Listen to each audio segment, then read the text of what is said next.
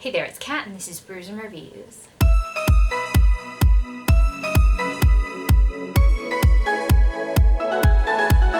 So it's time for my July 2020 wrap up, and I'm just going to talk to you about the books that I read. So I actually read more than I thought I was going to read this month, which is very surprising because the start of the month I was in such a bad reading slump. And then towards the end of the month I started to get out of it. I finished a couple of books in a row and fingers crossed, I think that I'm on my way out of my reading slump. I really, really hope so. So I'm just going to talk to you guys about the books that I read. I was taking part in the Tome Infinity and Beyond Readathon where I was trying to fill out all of the prompts, so 22 prompts. The first book that I read this month was The Ballad of Black Tom by Victor Babel, and I didn't love this one.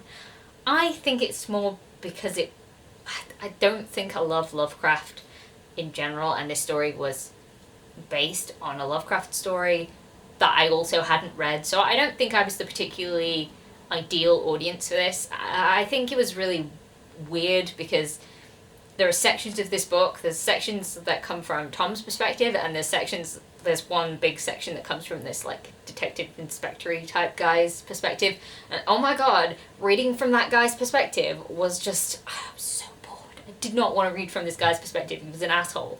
And I was like, can we just go back to Tom? Because at least it was interesting. I don't know. I think I get a little bit frustrated with Lovecraft stuff because the only thing that seems to happen is there are these huge like elder god mystical creature things, and then someone sees them and they go mad and they're like, oh, the horror, but like that's it. That's it. You just don't know what the horror is. It's just like, oh, the horror, I saw the thing. Oh no.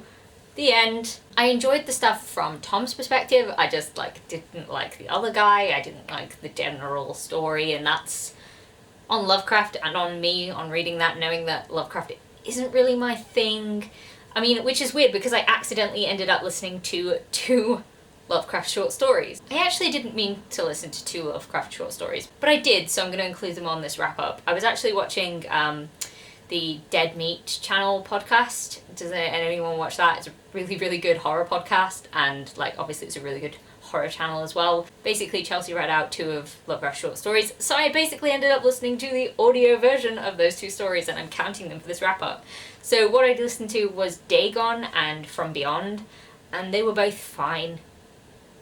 They have not impacted me in the slightest. Listening to Chelsea's voice was great. She read it really well, but both of the stories were super forgettable and I didn't really care that much. So next up we have Kindred by Octavia Butler, and I was so glad that I read this book. So I know many of the hosts for Tome Infinity and Beyond have read and loved Octavia Butler, particularly this book, and I was like, okay, right, I'm gonna do it. And I was like, don't put too much expectation on yourself because you might get disappointed. You're in a reading slump, who knows what could happen. I read it in one day. It was so good. I was listening to the audiobook and I just couldn't stop because I just wanted to know what was gonna happen. So this book is about a modern black woman who ends up going back in time to antebellum Maryland, where she saves the life of a plantation owner's son. I'm not going to say any more because I kind of liked going into it not knowing very much about it. Trigger warnings for a lot of things in this book, obviously slavery, abuse, rape. There's just a lot of nasty things that happen in here. So I'd recommend this book for anyone who likes time travel and can handle reading about that area of American history, and yeah, just remember the trigger warnings because lots of stuff happens in that book. Next up we have The Black God's Drums by P.J. Lee Clark, and this was a novella and I really, really enjoyed it. I wasn't sure how I was going to feel about this because it's vaguely steampunky, there are airships, and it's set in sort of, oh gosh, I know so little about American history. I think it's like post-Civil War, but the Civil War is in like an alternate reality. Anyway, there's airships and still slavery in the South. So again, trigger warnings because some not nice things happen. So I think it's like an alternate reality timeline of how the Civil War ended. It's sort of not ended, but there was like a treaty signed, and New Orleans is kind of like the middle ground, the safe ground between both things, but there's also slavery still happening down in the South, so I mean it's not great. There's airships and some really, really cool connections to gods, and I really wanted more. Like, if you like a little bit of steampunk, if you like cool African gods, then, and I feel like this is a really good novella and you should definitely check it out. Honestly, my only problem with it is that I wanted more, a lot more. I'd definitely read a full-length novel with these characters doing the things that they can do, which I'm not going to expand upon because it's a very short novella and I don't want to spoil anything. But anyway, definitely recommend that one. Next up we have Babel 17 by Samuel Delaney. I was too dumb for this book. I don't know if it was reading slump me being too dumb or just regular me, because like sometimes when I read things and I sit there and I try and understand them and I just don't, and I'm like, no, this book is good, but I'm way too dumb to understand the complexities of what is happening here. Basically, there's this language that exists and nobody knows what it means. There's a war that's happening and the other side are trying to figure out what this language invented by the other side is actually saying, but then something happens when you start learning that language. That's like the main premise, the bit that I was too dumb to understand, because everything about the language bit confused the crap out of me. When this book was more character focused, I actually really liked it. So there were some aspects that I really enjoyed a bit, like normalizing polyamory and just everyone being cool with different things. There was like assassination attempts, there were sort of dinner parties that got attacked and things like that. It was really interesting. I just didn't get the overarching story. Like, I got it, but like I needed a little bit of Wikipedia help because I'm a bit dumb. Maybe don't read that one if you're not going to plug your mind in, or, you know, just be more intelligent than I am. Then I picked up Descender Volume 3, and I absolutely love this one. This is basically like backstory central. I think there's only very little stuff that is actually happening in the current timeline. A lot of it is what happened to people in the past and why they are acting in the certain way that they are acting. I just have the most empathy for Bandit, Thriller, and Scoops because, dear God, the humans are awful! Honestly, I'm so sad about it. I could probably cry, and I'm trying not to, so I'm not going to talk any more about it, but like, the sadness is real. Then this is where you can really tell that I was having reading slump times, because I picked up One Punch Man Volume 14, which is a manga, straight after a graphic novel, because I was like, I need this. I need this. So yeah, this is Volume 14 of the One Punch Man saga, and actually interesting things happened in this one. Some people got beaten up. A lot of people got beaten up. And I really enjoyed seeing how different characters were reacting to the attack of the monsters that were happening in this one. Not going to spoil anything. This is obviously Volume 14. Then I picked up Binti, the Night Masquerade. This is the third and final in the Binti series, and that was by Nnedi Okorafor. Honestly, this went in a direction that I really wasn't expecting it to. The middle of the book onwards, I was like, right, okay, great. And then I found myself a little bit disappointed by the very end, mostly because it felt to me like it just stopped very abruptly, and I was like, but is that it? Like, is there no more? Like, I could really go for another novella. I mean, I know, like, the main crux of the thing has sort of ended now, and there probably won't be another one, but, like, I could take another one. And I think I downgraded it to a 4-star from a 5-star because of the end, just because I was a bit disappointed with how it was just like, yeah, I'm done. Done. I felt like there was more to be said, but if there's not, there's not. So just landed at a 4-star rather than a 5-star because of that for me. So then I picked up The Deep by Alma Katsu.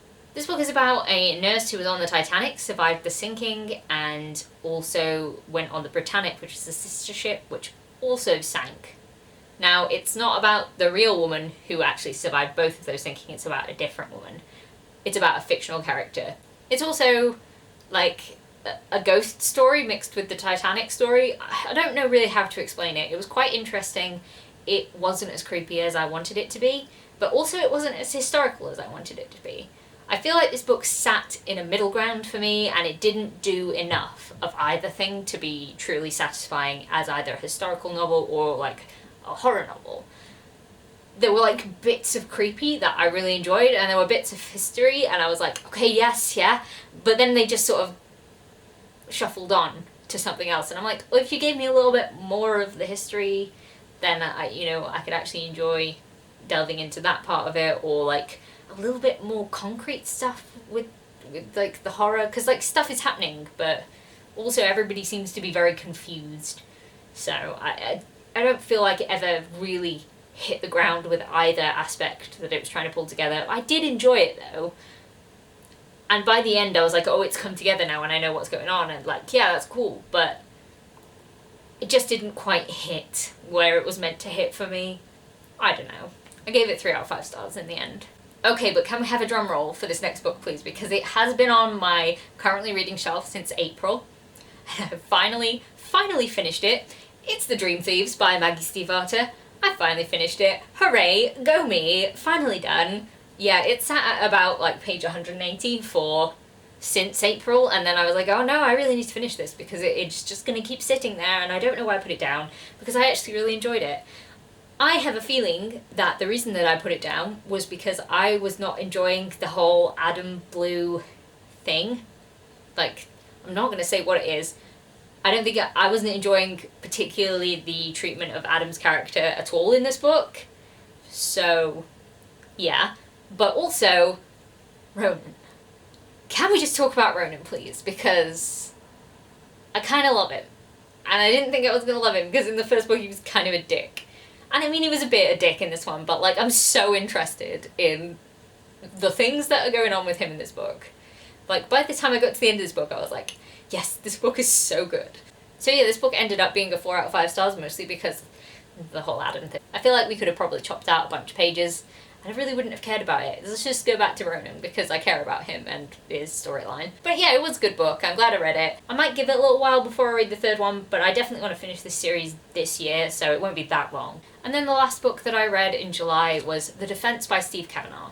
So this book was given to me by Victoria from What Victoria Read, and I loved it. It was really good. I knew that I liked Steve Kavanagh's writing style, but I was a bit cautious because this is the first book in the series, and I'd accidentally read the fourth one when I read his last book, and I didn't really have anything to worry about. This is a legal thriller, and it follows a guy who is basically being made to defend the head of the Russian mafia because they've kidnapped his daughter. So I really enjoyed following Eddie Flynn because I really like how he solves things and works out ways to defend people, different theories, and how he sort of solves puzzles.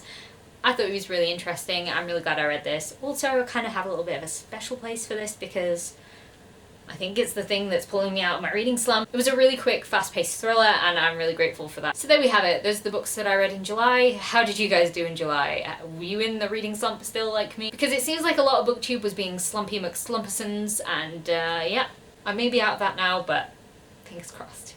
Who knows? Anyway, if you like this video, please leave a like, comment, subscribe, and I'll see you in the next one. Bye!